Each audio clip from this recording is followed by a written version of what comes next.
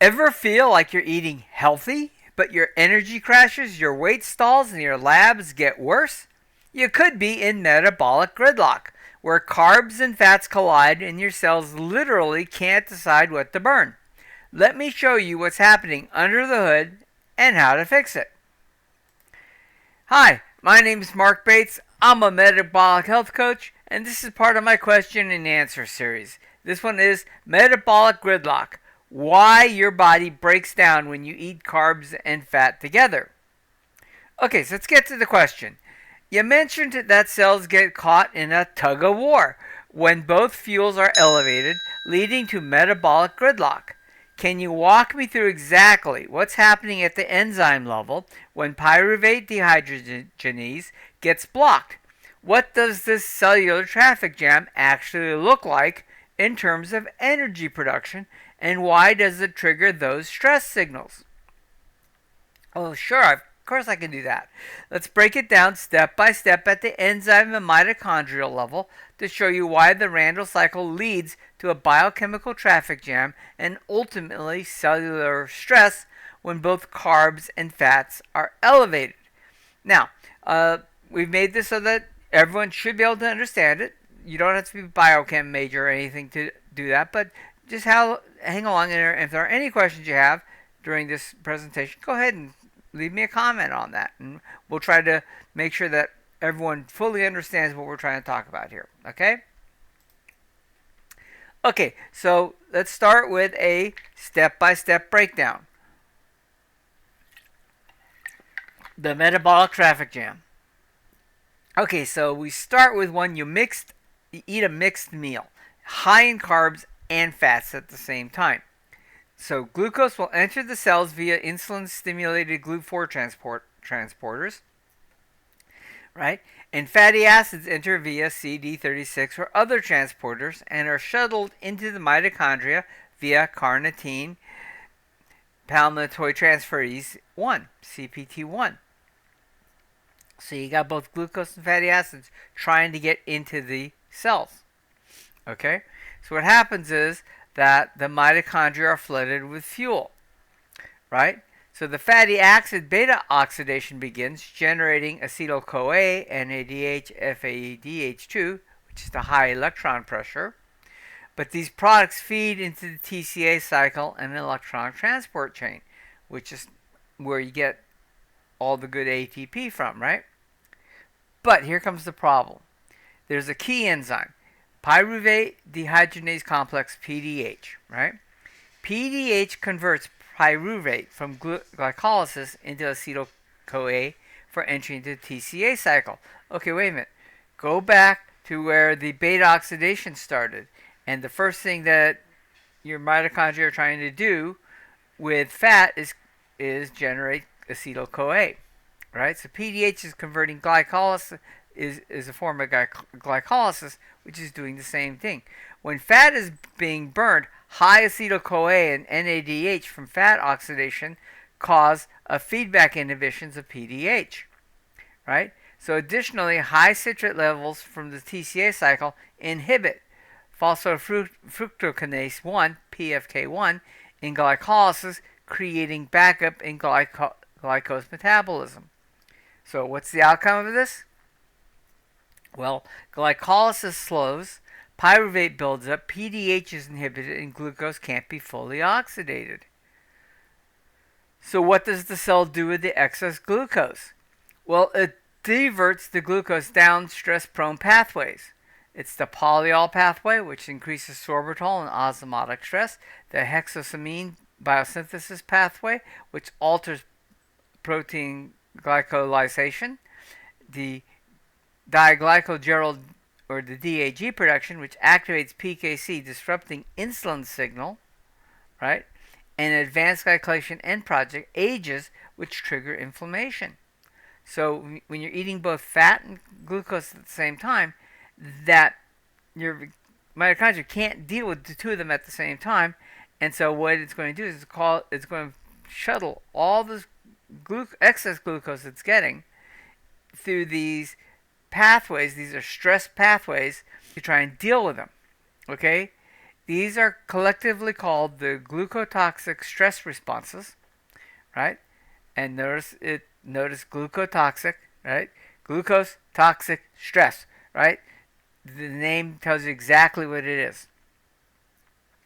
Meanwhile, fat oxidation continues unchecked, so you get high rates of beta oxidation, which drive up mitochondrial NADH and FADH2. This increases proton motive force across the inner mitochondrial membrane, right? The electron transfer change slows due to back pressure, NAD regeneration, and bottlenecks, and this starts creating reactive oxygen species, which are accumulations which accumulate as the electrons leak from complex 1 and 3. So you heard about antioxidants try to help, right? You're getting too much oxidation here. So this is not good. So this is the oxidative stress component of this process. Okay? So, real quick, I'll highlight a couple things. The pyruvate dehydrogenase complex, PDH, it's a crucial enzyme that plays a central role in the metabolic gridlock experience when both carbohydrates and fats are elevated. This enzyme is responsible for converting pyruvate, the end product of glycolysis, into acetyl-CoA, which can then enter the TCA cycle for further energy production. However, when fatty acid oxidation is dominant, the accumulation of acetyl-CoA and NADH from fat metabolism leads to the inhibition of PDH, effectively blocking the entry of glucose-derived pyruvate into the mitochondria. Now, this will only happen if you are fat adapted, right? So you've been eating a ketogenic or very fat-heavy diet for a while. Your body has prioritized beta oxidation, right? Right. So it's doing this, and then you also flood glucose into your system at the same time you're eating a high-fat diet.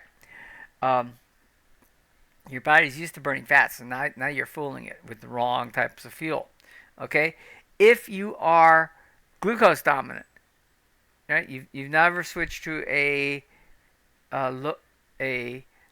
low carbohydrate diet. Well, then your body's just in carbohydrate burn mode because of insulin being predominant in your bloodstream, which is taking over the access pathways into the cell, and so you're just burning more and more glucose because glucose is toxic, right? And your body's trying to burn that up, and then all of the fat that you've eaten along with that high glucose meal gets shuffled and put into the liver, which causes fatty liver disease. We'll get to that in a minute. So remember, it's not good to do this. Okay?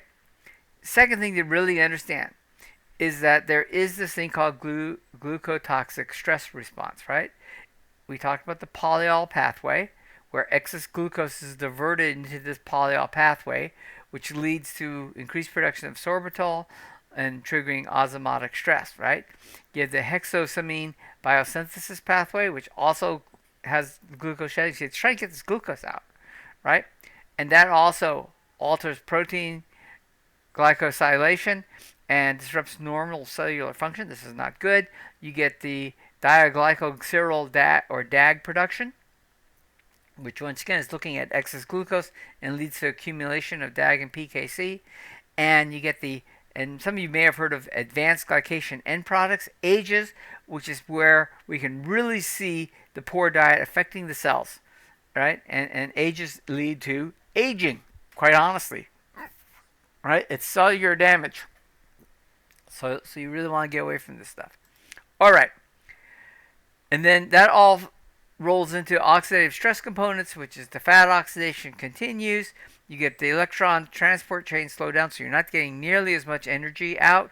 You've got increased proton motive force, and this goes across the inner mitochondrial membrane, which slows it down from reacting properly, and you get the building of reactive oxygen species, ROSs, which are oxidative stress. So this whole thing is just really bad for the cells, and ultimately your body is made up of organs, which are made up of cells, and so if you screw around with the cells, then your whole body starts to be affected by this. Okay. All right. So the net result of this metabolic gridlock is glucose cannot be fully oxidized.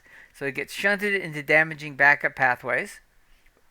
Right? Fat dominates your oxidation, so it elevates NADH acetyl-CoA and citrate, which is not necessarily good. Enzymes like PDH are inhibited, and BFK1 are slowed, and CPT1 are activated, so that gets into that whole idea of trying to burn off this extra glucose that you ate, right? Because that's toxic to the body, and the fat is still dominating. This signals ROS, inflammation, and mitochondrial dysfunction, right? Remember, your food, don't think of your food as fuel. Think of it as signaling to tell your body what to do, and you're crossing your signals here. So your outcome from doing this is insulin resistance, impaired ATP production, and cellular stress. Okay? This is not good. Okay, so why does energy production suffer? Well, your TCA cycle slows due to the high NADH acetyl-CoA, right? And that's the cycle that generates the ATP. Pyruvate and lactate accumulates in cytosol. Now, remember, lactate is a form of energy. It's an emergency form of energy your cells can use, but there's a big price to pay to use lactate as energy, and that's very stress-related, and also not good for your cells. Okay, ETC, the electron transport chain, becomes inefficient due to the high redox pressure, right? So it's not converting ATP quickly. So your ATP output plateaus or drops despite high fuel availability, the very definition of metabolic inflexibility, right? This is not good. Okay, so why does this matter? Well, when you get all this happening, right?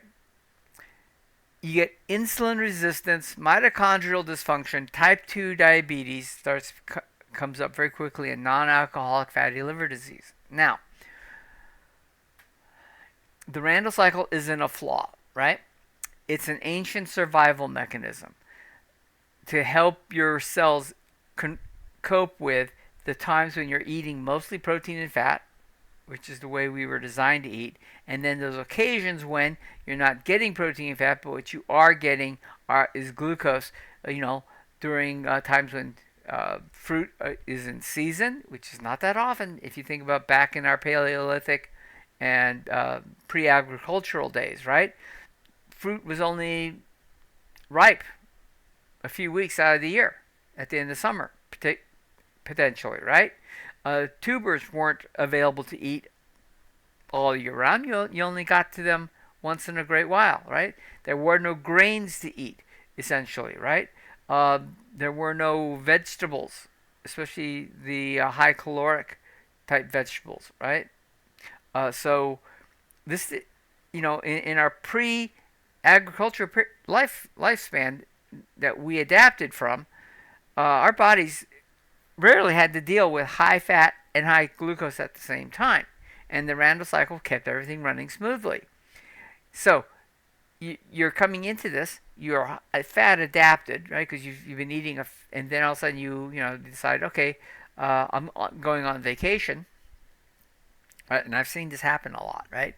People who spent months getting fat adapted and have lost a lot of weight, and they go on a cruise, and the first thing you know, they're eating fatty, glucose-driven, lots of glucose and a lot of fat at the same time, right? They're eating 3-4 times a day, right? They're eating at the midnight ice cream bar and the chocolate buffet at midnight, and they're scarfing down all the sweets that they had denied themselves because it wasn't part of their plan to feed their body that type of fuel, and they come away gaining a bunch of weight from the trip, and they're feeling bad. And this is why. Okay, now, all these things, insulin resistance, mitochondrial dysfunction, type 2 diabetes, non-alcoholic fatty liver disease, and a bunch of others, happen if you're just eating a constant flood of glucose all the time. You've just never switched to a fatty acid-based energy source, and your body's just running on glucose all the time. You're hyperinsulinic, which causes all these same problems as well. Okay? But this is how somebody who's spent the time to become healthy can become sick very quickly. That's why this is something you really do have to pay attention to. Okay? So, thanks for watching, everyone. If you have questions or comments about any of this, or if you didn't quite get how this all happens, leave me a note, and we'll cover that in more detail as needed for you. Okay?